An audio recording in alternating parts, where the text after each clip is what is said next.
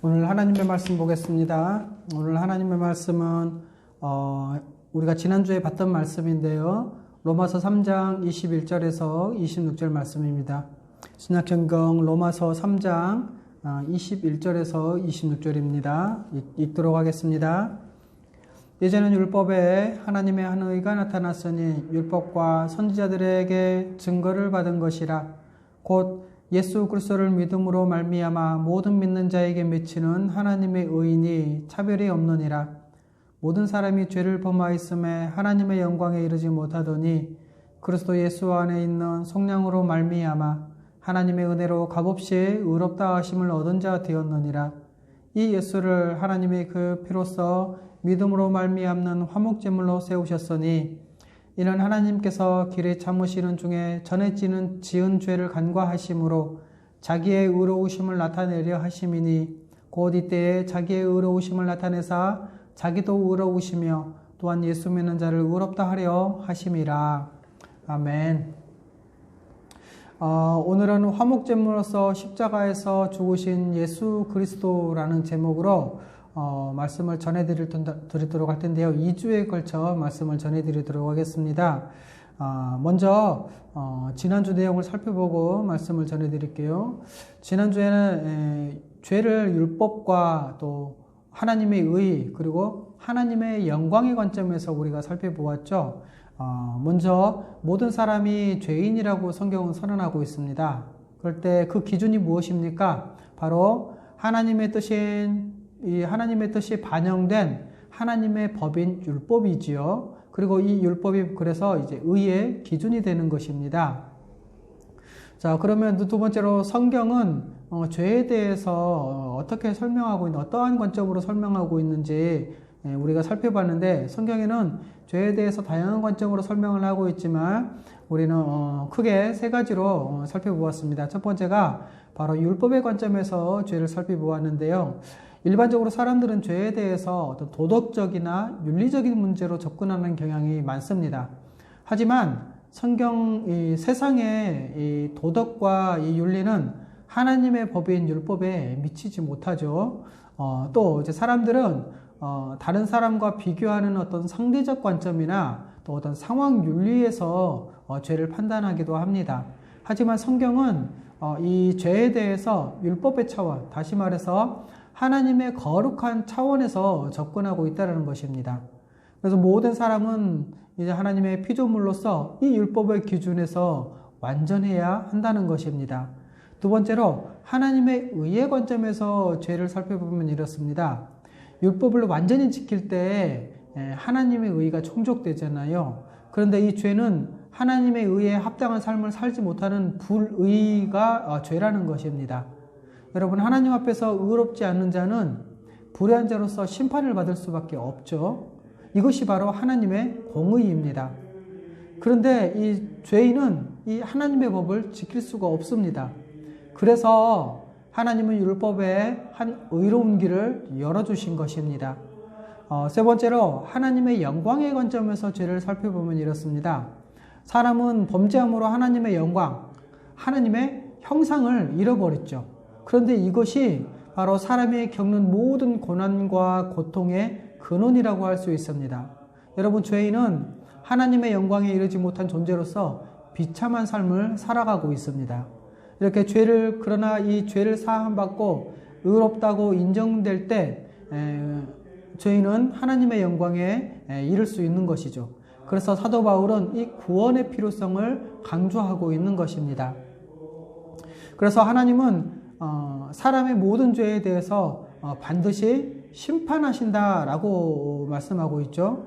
여러분, 죄는 율법에 순종하지 않는 것이기에 그것은 바로 하나님을 대적하는 범죄이기도 합니다. 그리고 이 죄에 대해서 심판으로 반응하시는 것은 바로 거룩하시고 의로우신 하나님의 성품이라고 했습니다. 여러분, 죄에 대한 하나님의 이 심판과 진노는 우리 인간들처럼, 사람들처럼 원칙이 없거나 신경질적인 그러한 반응이 아니라는 것이죠. 우리 하나님은 그분의 완전한 거룩함과 의로움이라는 이 그분의 속성, 하나님의 속성에서 나온 죄에 대한 일관된 반응이라는 것이죠. 하나님은 그분의 완전한 의로움에 근거해서 진노 가운데서 공의의 심판을 행하신다는 것입니다. 오늘은 화목제물로서 십자가에서 죽으신 예수 그리스도 첫 번째 말씀을 드릴 텐데요. 특별히 오늘은 로마서 3장 25절 말씀을 중심으로 살펴보고 다음 주에 24절 말씀을 살펴보도록 할 텐데요. 지난주처럼 오늘 말씀도 화목제물로서 십자가에 죽으신 이 예수 그리스도에 대해서 복음의 기초 3과 두 번째 파트에서 우리가 다뤘죠. 복음 곧 화목제물 대신 예수 그리스도라는 제목으로 우리가 간략하게 살펴봤습니다. 이렇게 하나님은 절망에 빠진 죄인들을 구원하시고자 은혜를 베푸셨죠. 그것이 바로 율법 외에 주어진 길이었고 예수님을 화목제물로 세우시는 그 십자가 대속적 죽음이었습니다. 그래서 오늘은 화목제물 대신 이 예수 그리스도에 대해서 복음의 기초에서 다루긴 했지만 조금 더 자세하게 살펴보려고 합니다. 첫 번째로 하나님이 예수님을 화목제물로 세우셨습니다. 여러분, 우리가 믿는 예수 그리스도는 바로 이렇게 하나님이 세우신 화목제물로서 십자가에 죽으신 예수 그리스도이십니다. 그래서 25절에 이 예수를 하나님이 그의 피로써 믿음으로 말미암는 화목제물로 세우셨으니 라고 말씀하고 있죠. 여러분, 예수 그리스도가 화목제물로 죽으셨습니다. 바로 우리 죄를 위한 대속적 죽음을 죽으신 것이죠. 그런데 여기서 이제 화목제물이라고 할 때 이 화목과 화해에는 차이가 있다고 합니다. 화해는 너와 나 사이의 어떤 관계가 회복되다 이런 의미를 가지고 있고요. 그런데 이 성경에서 사용되는 화목은 하나님께 대한 용어로 사용된다고 그래요. 그래서 하나님의 진노를 누그러뜨리다 라는 의미가 포함되어 있다고 합니다. 그래서 이제 화목제물, 이게 이제 제가 영어 발음을 잘 못하지만 이렇게 표현된다고 하는데요. propitiation이라고 합니다. 화목제물 propitiation이라고 하는데 이것은 바로 죄인에 대한 하나님의 진노를 진정시키고 풀어드리기 위해 드려지는 제물, 이것을 가리켜 화목제물 propitiation이라고 한다고 합니다. 여러분, 근데 이 화목제물이 대신 드려짐으로 이 죄인은 은혜로 의롭다함을 얻고 또 하나님과 예수 그리스도를 믿는 신자의 관계가 회복되는 것입니다. 그런데 이 화목제물이란 이 표현, 이 개념은 신약성경보다는 구약성경의 제사제도에서 온 개념인데요. 그 구약성경에 보면 사람을 대신해서 동물의 염소라든가 양, 소의 이렇게 머리에 안수를 하잖아요. 죄를 전가하는 것인데 이렇게 사람 대신 동물이 형벌을 받아서 사람이 하나님의 진노로부터 벗어나게 하기 위해 바쳐진 제물을 의미하는 것입니다. 그리고 이 화목제물이라는 용어는 우리를 하나님의 진노로부터 벗어나게 하기 위해서 우리에게 내려질 이 형벌을 대신 받으신 바로 예수 그리스도의 십자가 사역을 지칭하기도 합니다. 다시 말씀드릴게요. 구약에 사용되어지는 이 화목제물이라는 이 용어, 이 개념이 바로 우리를 하나님의 진노로부터 벗어나게 하기 위해서 우리에게 내려질 형벌을 대신 받으신 예수 그리스도의 십자가 사역을 지칭해서 화목제물이라고 한다는 것이죠. 그런데 우리가 교회 안에서는 일반적으로 이 화목제물이라는 단어를 많이 사용하지 않고 있잖아요. 그래서 이 화목제물이라는 단어가 다소 생소하게 느껴질 수도 있습니다. 하지만 이 예수님의 십자가의 의미를 이해하고자 할 때는, 그 의미를 잘 분명하게 알고자 할 때는 이 화목제물이라는 이것이 아주 중요한 개념을 가지고 있다는 것입니다. 자, 그러면 왜 하나님은 왜 이렇게 하나님의 진노를 풀어드려야 할까요? 화목이 왜 필요할까요? 화목의 이유는 바로 인간의 죄와 또 그에 대한 하나님의 의로우신 진노에 있습니다. 여러분, 모든 사람은 죄인이죠. 이것이 그 이유라고 할 수 있습니다. 왜냐하면 죄는 하나님께 대한 죄이기 때문이죠. 우리가 죄를 지은 것은 하나님께 대해서 죄를 지었습니다. 그래서 모든 사람이 하나님께 죄를 지었다라고 표현할 수 있는 것이죠. 그래서 모든 사람은, 모든 인간은, 모든 죄인은 하나님의 진노 가운데 놓여 있습니다. 그리고 이 죄에 대한 하나님의 진노는 바로 의로운 진노라는 것이죠. 여러분, 만약 우리가 죄를 지었어도 하나님이 죄에 대해서 진노하지 않으신다면 당연히 괜찮겠죠. 하지만 문제는 하나님이 죄에 대해서 반드시 진노하신다는 것입니다. 모든 인간이 죄인이고 그 죄에 대해서 하나님은 반드시 진노하십니다. 그런데 예수님께서 우리에게 내려진 이 하나님의 진노를 대신 받으신 것이죠. 자, 그러면 어떻게 화목이 되었습니까? 그 화목의 근거가 무엇입니까? 바로 하나님의 진노를 일으키는 인간의 죄에 대한 형벌 집행이라는 것입니다.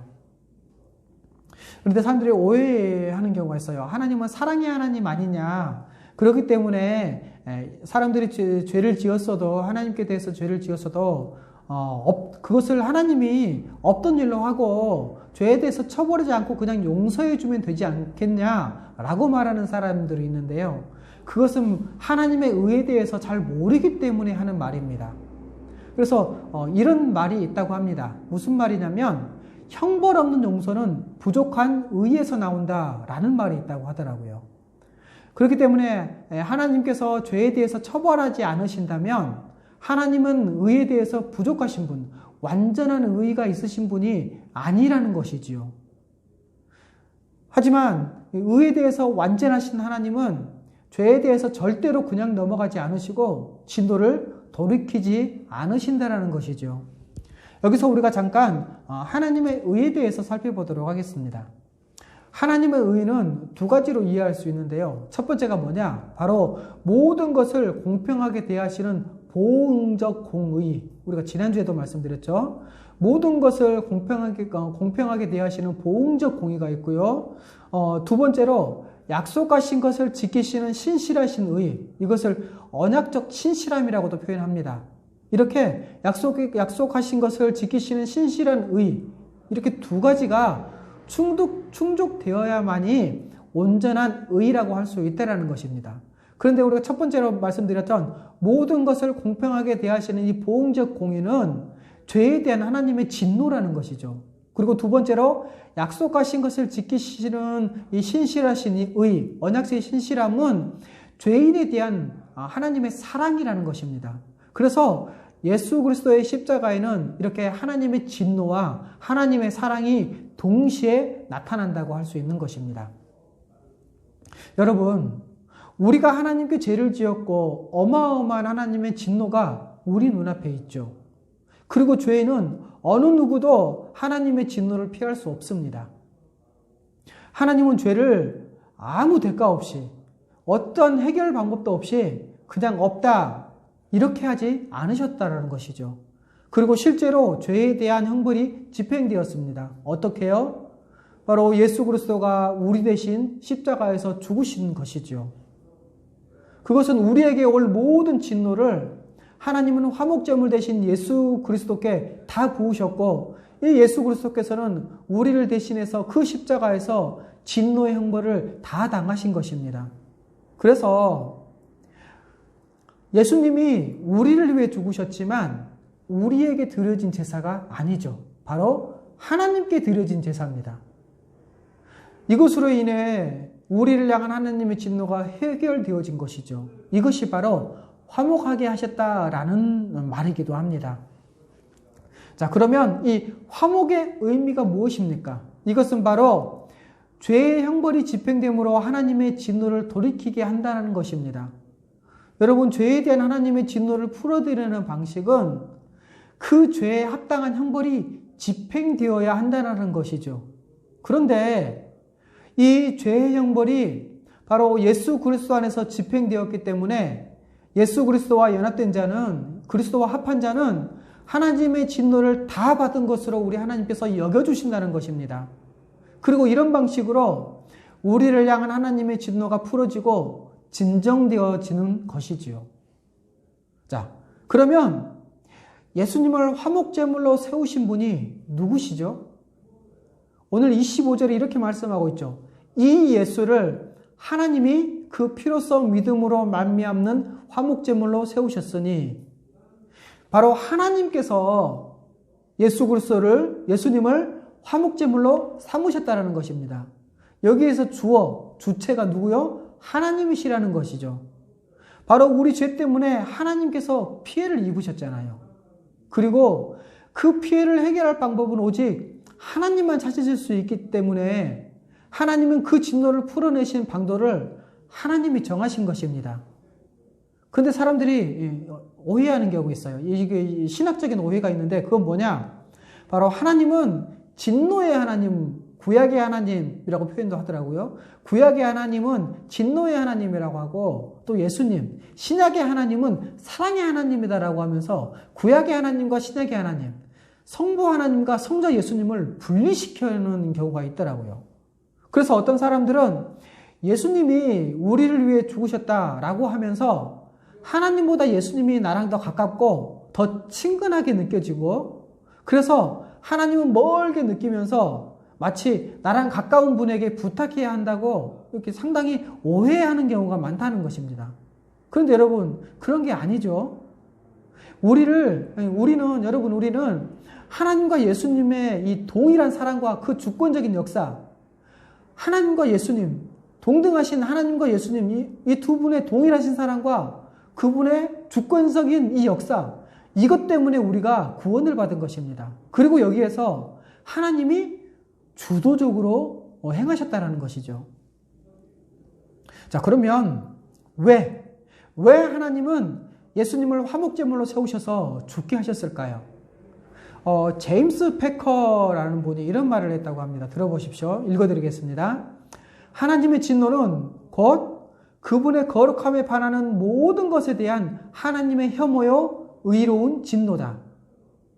하나님께서 죄를 처벌하심으로써 진노를 표출하시는 것이 도덕적으로 의심스러운 것이 아니라 오히려 그분께서 그런 식으로 그분의 진노를 보여주시지 않는 것이 도덕적으로 의심스러운 것이다.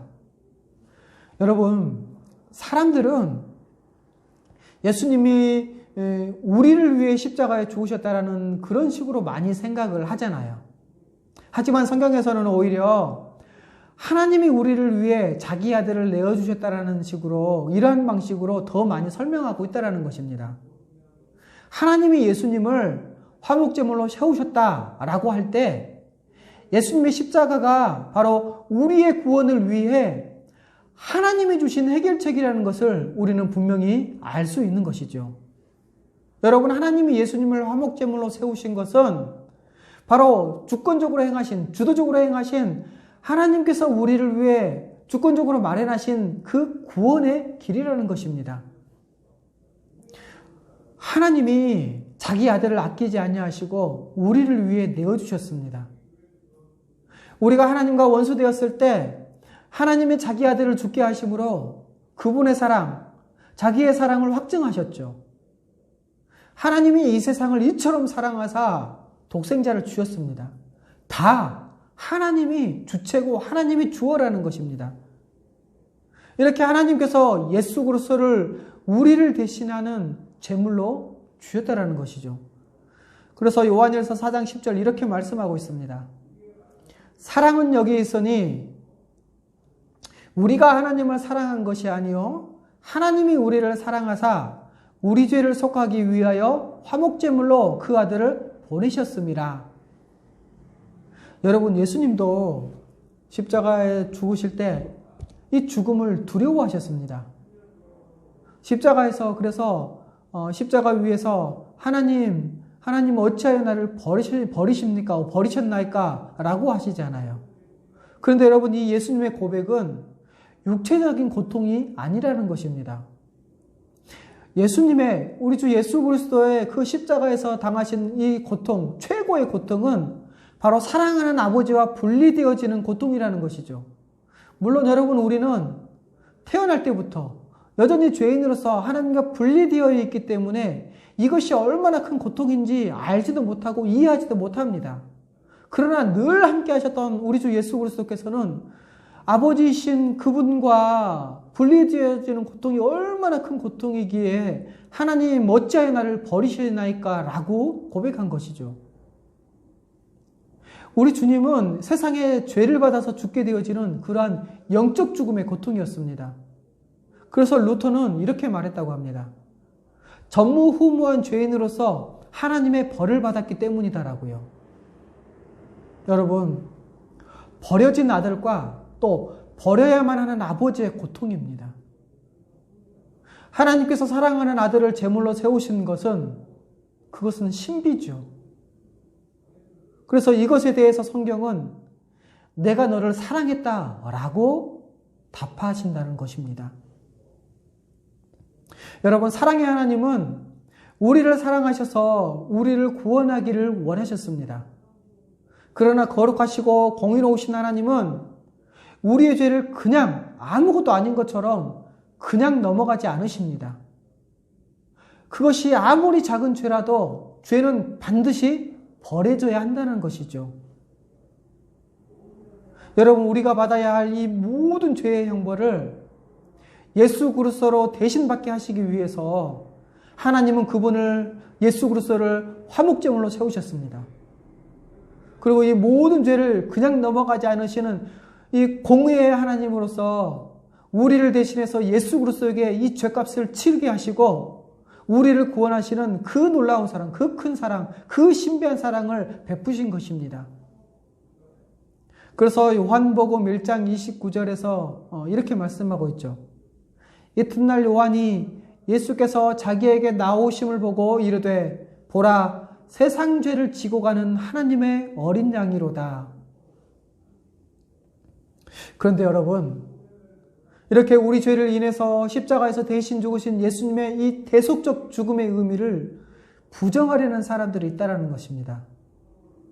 이 예수님의 대속적 죽음을 부정하려는 어떤 사람들은 이 화목제물, 프라피시에이션이란 이 단어를 사용하기를 꺼려한다고 합니다. 바로 우리가 받을 형벌을 누가 대신 받았다는 것을 싫어하는 사람들은 이 화목제물의 의미를 버리려고 합니다. 이 화목제물, 그래서 이 화목제물이란 용어 대신 속죄, 익스피에이션이라고 한대요. 이 속죄라는 이 표현을 사용하려고 한대요. 화목제물 대신에요. 하지만 이 속죄, 익스피에이션, 이 화목제물이란 이 개념은 죄를 속하는 것, 이것은 있어요. 그런데 죄를 속하는 것만 말하기 때문에 바로 대신 죽으신 형벌 대속적 죽음, 다시 말씀드릴게요. 이 속죄, 익스피에이션은 죄를 속하는 것만 말한다는 것이죠. 대신 죽으신 형벌 대속적 죽음에 대해서는 말하지 않는다는 것입니다. 그런 의미는 없다라는 것이죠. 그래서 이 속죄, 익스피에이션을 사용하는 것은 바로 반쪽짜리 개념이라는 것입니다. 형벌 대속적 죽음이 없는 죄를 속하는 것에만 포함됐다는 것이죠. 그런 개념에 불과하다는 것입니다. 또 현대 철학자들이나 현대 사상에서는 하나님을 공의의 하나님, 또 죄에 대해서 진노하시는 하나님을 빼버리고요. 오직 사랑의 하나님, 하나님의 사랑에 대해서만 말을 합니다. 사람들이 듣기 싫어한다고 생각하고 이것에 대해서 말하려고 하지 않는다는 것이죠. 왜냐? 바로 이 프라피시에이션, 화목제물, 이 프라피시에이션은 하나님의 진노를 예수님이 대신 다 받으심으로 우리를 향한 진노가 사라졌다는 것이거든요. 이것을 설명하려고 하면 첫 번째로 뭐냐? 바로 우리 모두가 죄인이라는 것을 인정해야 한다는 것입니다. 그리고 두 번째, 바로 하나님은 죄에 대해서 진노하신다는 것이죠. 그리고 세 번째, 바로 십자가를 하나님의 진노가 해결되는 장소로 설명해야 한다는 것입니다. 다시 말씀드릴게요. 왜 이렇게 프라피시에이션을 하려고 하지 않느냐? 그것은 첫 번째로 우리가 모두가 죄인이라는 것을 인정해야 한다는 것이고요. 두 번째로 하나님은 죄에 대해서 진노하신다는 것을 인정해야 되고요. 세 번째로 십자가를 하나님의 진노가 해결되는 장소로 설명해야 하기 때문입니다. 그런데 이렇게 말하는 것을 싫어한다는 것이죠. 단지 십자가를 하나님이 우리를 사랑하신 증거다, 이렇게만 설명한다는 것입니다. 이것은 반쪽짜리 설명이라고 했잖아요. 바로 대속적 죽음은, 왜냐하면 이 대속적 죽음은 미신적인 것이고 고대의 미기한 이 제사 제도에 불과한 것이라고 폄훼한다는 것입니다. 또 좀 배웠다고 하는 어떤 학자들은 이 십자가를 예수님께서 십자가에 죽으셨잖아요. 근데 그리스도의 이 십자가 사건을 죽을 필요가 없는데 우리를 사랑하셔서, 그분의 사랑이 너무 커서 이 사랑하셔서 십자가에 올라가셨다라고 말하기도 한다고 합니다. 예수님이 십자가의 죽음을 대속적 죽음이 아니라 사랑으로 죽으셨다라는 것이죠. 자, 그러면 죄가 어떻게 해결되느냐? 이것에 대해서 물으면 그들은 이렇게 말한다고 합니다. 그 십자가에서 사랑의 피가 흘러나와서 우리를 적시셨다. 그 사랑의 힘에 의해 우리의 모든 연약함과 부족함이 해결되었다. 그래서 우리는 우리를 긍정하게 되고 다시금 회복되는 놀라운 역사가 일어난다. 그분의 사랑의 보혈이 흘러나와서 마치 녹슨 쇠처럼 부식되어진 우리에게 그 양잿물 같은 피가 나와서 씻음으로 깨끗하게 해줬다. 라는 형식으로 설명한다는 것이죠.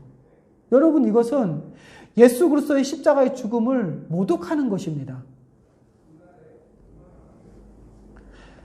그리고 이 설교에서도 이 십자가를 이렇게 설명하기도 하죠. 예수님이 우리를 위해 십자가에 죽으셨습니다. 이 얼마나 대단한 일입니까? 여러분을 위해 죽을 만큼 사랑하셨다는 것입니다. 자, 그렇다면 우리의 가치가 얼마나 대단한 것입니까? 이렇게 설명한다는 것이죠. 십자가 사건을요. 여러분, 그런데요, 우리의 가치를 증명하고자 하는 것이 십자가입니까? 십자가 사건입니까? 우리의 가치를 증명하기 위해서 예수님께서 십자가에 죽으셨나요? 이것이 십자가의 참 의미입니까? 아니지 않습니까? 예수님이 우리를 사랑하셔서 그 십자가에 오르시고 사랑을 증명하셨습니다. 맞습니다. 그런데요, 예수님은 우리 죄를 대신 지시기 위해서, 십자가에서 우리 죄를 대신 지시기 위해서, 그 형벌을 대신 받으시기 위해서 십자가에 오르셨습니다.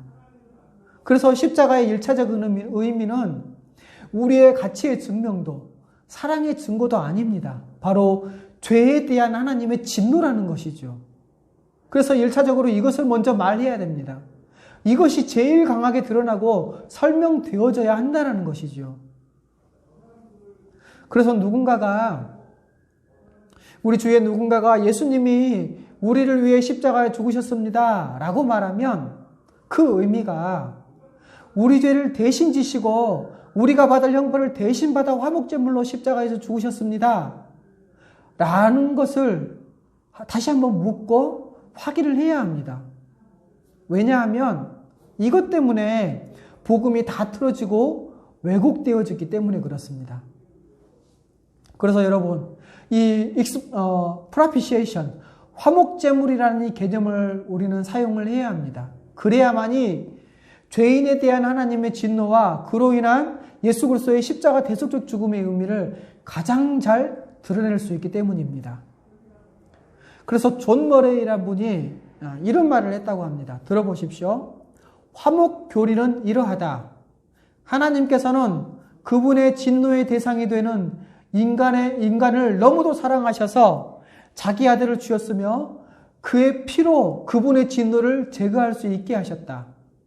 사랑하는 이들이 더 이상 진노의 대상이 되지 않게 하기 위해서는 또한 사랑으로 진노의 자녀를 하나님께서 기뻐하시는 자녀로 만드는 그 본래의 계획을 성취하기 위해서는 그리스도의 피로 그분의 진노가 달래져야만 했다. 이것이 바로 존 머레이 목사님이 화목교리를 설명하는 것입니다. 이것이 바로 화목제물, 화목교리에 대한 설명이라는 것이죠. 그러므로 예수님께서 화목제물로 죽으셨다라는 것은 우리를 위해 대신 죽으심으로 우리의 죄를 사하셨다라는 뜻입니다.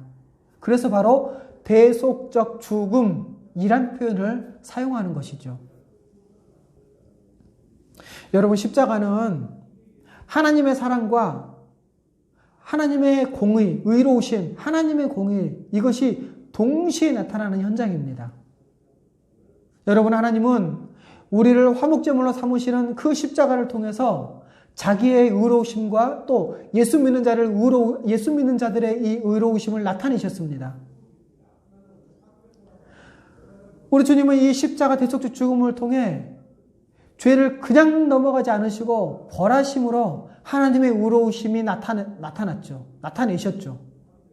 그리고 하나님께서 사랑하는 자들은 바로 예수 그리스도를 믿음으로 의롭다함을 얻었잖아요. 이렇게 이 약속을 지키시는 하나님, 이 하나님의 신실하심과 사랑도 바로 십자가에서 나타난 것입니다. 여러분, 하나님은 그분의 사랑하시는 자를 창세전부터 택하시고 자녀로 삼으시기로 결정하셨죠. 이것은 하나님이 세우신 바로 언약입니다. 그래서 하나님은 이 언약에 따라서 반드시 우리를 구원하십니다. 이것을 하나님의 신실하심이라고 하죠. 그리고 언약을 지키시는 이 신실하심의 근본은 바로 하나님의 사랑입니다. 여러분, 예수 그리스도의 십자가를 통해서 우리는 두 가지를 알 수 있습니다. 첫 번째는 하나님의 공의죠. 어떠한 죄도 그냥 넘어가지 않으시는 하나님의 의로우신 공의를 나타내셨습니다. 두 번째로는 하나님의 신실하신 사랑입니다. 창세전부터 구원하시겠다고 약속하신 이 약속을 신실하게 지키시는 하나님의 의로우신 공의, 신실하신 그 사랑, 이것이 나타났다는 것이죠. 말씀 정리하겠습니다. 모든 사람은 죄인이고 하나님의 두려운 진노 아래 놓여 있습니다. 그 누구도 자기 힘으로, 자기 스스로의 힘으로는 이 하나님의 무서운 진노와 이 맹렬한 진노와 심판에서 벗어날 수가 없습니다. 그런데 이런 죄인들에게 복된 소식, 바로 복음이 들려왔죠. 죄인들의 죄인들의 이 죄값을 대신 치르고 우리의 죄와 죄책으로부터 해방시키고 자유하게 하신다는 그러한 복된 소식입니다. 그래서 예수님은 우리 죄에 대한 속량이 되셨습니다. 예수님께서는 화목제물로 십자가에 죽으셨죠. 그리고 그 죽으심은 우리 죄를 대신한 대속적 죽음이었습니다. 바로 substitution이라고 하더라고요. 영어 단어로. 여러분, 죄인인 우리가 받을 형벌을 대신 받으시고 예수 그리스도 그분 덕분에 우리는 살아났습니다. 우리가 사탄의 노예로 살아가면서 영원히 죽을 수밖에 없던 그러한 처지였는데 우리 대신 목값을 지불하셔서 우리가 다시 자유하게 된 것이죠. 죄에서 자유하게 된 것입니다. 사탄의 노예에서 자유하게 된 것입니다. 이것이 바로 그리스도 예수 안에 있는 속량이라는 것입니다. 그래서 성경은 이것을 하나님의 은혜라고 하고 또 값없이 얻은 것이라고 설명을 하고 있는 것이죠. 자, 그러면 왜 이런 방식이어야 했을까요? 그것은 바로 우리 모든 사람이 하나님의 심판 아래 놓여 있는 죄인이기 때문이죠. 그리고 이 구원의 소망이 없는 자들이기 때문입니다. 그런데 이런 자들을 하나님께서는 사랑하셔서 자기 아들이신 예수 그리스도를 화목제물로 제단에 올리셨어요. 말로 표현할 수 없고 또 그 사랑과 그 은혜의 깊이를 헤아릴 수 없을 뿐만 아니라 그렇게 하심으로 겪으셨던 아픔도 우리는 또한 이해할 수 없을 것입니다. 여러분, 하나님께서는 자기 아들을 화목제물로 이렇게 세우심으로 그를 믿는 자를 의롭다 하시고 또한 자기의 의로우심도 나타내셨습니다. 죄에 대해 그냥 넘어가지 않으시고 반드시 벌하시는 하나님의 의로우심과 이 거룩하심이 예수 그리스도의 십자가 죽으심에서 드러난 것이지요. 그러므로 25절에 간과하심이란 표현이 있는데 이 간과하심은 사람의 죄를 허용하시고 그냥 넘어가시는 그런 간과하심이 아니라는 것입니다. 25절에 말씀하신 이 간과하심은 다른 분이 우리 죄를 대신 그 죄에 대한 형벌을 받으셨기에 우리가 형벌받지 않는 그런 간과하심이라는 것입니다. 여러분, 하나님은 거룩한 분이십니다. 한 점의 죄도, 아무리 작은 죄라도 하나님 앞에서는 허용되지 않고 반드시 심판을 받게 됩니다. 하나님은 아무리 작은 죄라도 심판하십니다. 그러기에 거룩하신 하나님께서 우리의 죄를 사하시는 것이 얼마나 큰 은혜인지 우리는 알 수 있을 것입니다. 그래서 우리는 하나님을 찬양하고 예수 그리스도의 그 십자가를 바라보면서 하나님께 감사하며 그 은혜와 그 사랑을 찬양하는 것이 아니겠습니까? 우리 모두 이 십자가를 바라보며 하나님의 크신 사랑과 그 은혜에